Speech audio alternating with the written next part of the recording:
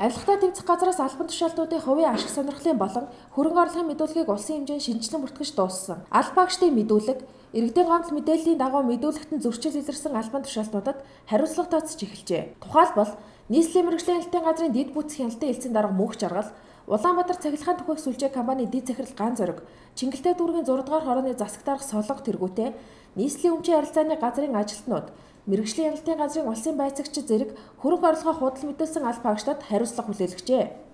Авилгатай тэмцэх газар төлөвлөгөө тань шалгалт өрөөнд албан тушаалтнуудын хувийн ашиг сонирхлын мэдүүлгээр хөрөнгө орлогын мэдүүлэгт улсын шалгалт явуулж байна. Мөн иргэдээс иргэсэн өргөдөл гомдол мэдээллийн мөрөөр бас шалтгаалтуудын мэдүүлгийг шалгадаг. Тэгэхээр 3 сарын 15-ны байдлаар нийт 115 албан шалтгааны хувийн ашиг сонирхлын мэдүүлэг хөрөнгө орлогын мэдүүлгийг иргэд байгууллагын өргөдөл гомдлын дагуу шалгасан байна. За тэгээ энэ хугацаанд бол ажлаас 3 албан шалтгааныг бол ажлаас салуулсан байна. За сануулах арга хэмжээ 2.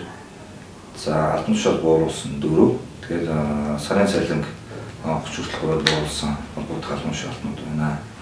За тухайлбал нийслэлийн мэргэжлийн хяналтын газрын дэд бүтцийн хяналтын элцэн дарга жишээ нь мөнх жаргал хөрөнгө орлогын худал мэдүүлсэн тул авилгын сургуулийн 13 дугаар зүйлийн 8-4 хэсэгт заасан дагуу ажлаас халах арга хэмжээг авсан байна.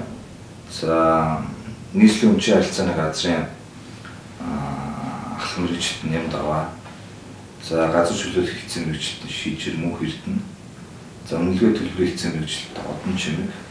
Чөлөөтэй дөрвөн өмч газрын харилцааны албаны мэргэжилтэн төр урт нарт албан тушаалын сарын цалин 3 сар хүртэл хугацаа 30% бууруулах арга хэмжээг нотолсон байна. За мөн зөвхөн юуны Улаанбаатар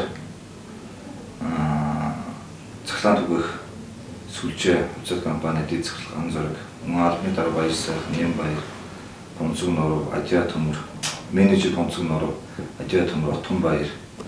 За нийслэлийн мэргэжлийн хяналтын газар улсын ахлах байцаагч мөнх баяр, сайн байцаагч Бат зориг.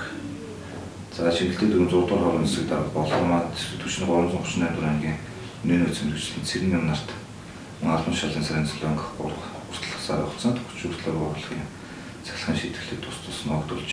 Ашиг сонирхол болон хөрөнгө орлогын мэдүүлэгт гаргасан зөрчлөө тухайн алба багш өөрийн зарлаар нийтэд мэдээлэх үүрэгтэй гэж хууль заажээ. Хариуцлага хүлээсэн алба багшлуудад хөрөнгө орлогоо худал мэдүүлсэн гэх үндслээр ажлаасаа халагдаад байгаа нийслэлийн мэргэжлийн хяналтын газрын дэд бүтц хяналтын элцэн дарга мөнх жаргалын тухай мэдээлэл авах гэсэн боловч тус газрын тамгын газрын дарга Отгон цэцэг, соёл боловсрол, спорт хяналтын элцэн дарга Бат мөнх нар байгууллагын дотоод нөөц гэж мэдээлэл өгөхөөс татгалцсан юм.